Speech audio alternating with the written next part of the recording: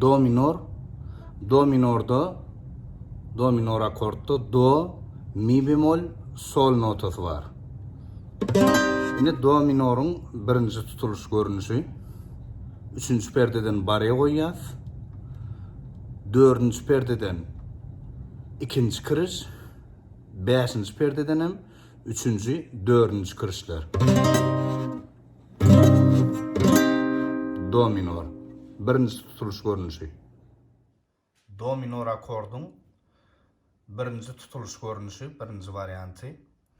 Üçüncü perdeden baraya koyacağız.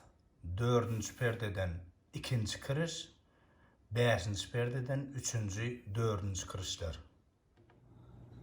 Do minorun ikinci tutuluş görünüşü. 8. perdeden baraya koyacağız. 10. perdeden hem 4. 5. kırışlar alacağız. Do minor 8. perde baraya, 10. perdeden hem 4. 5. kırışlar.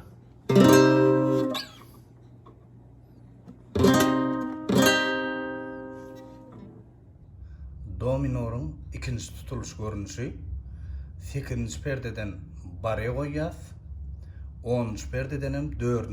5. kırışları basacağız.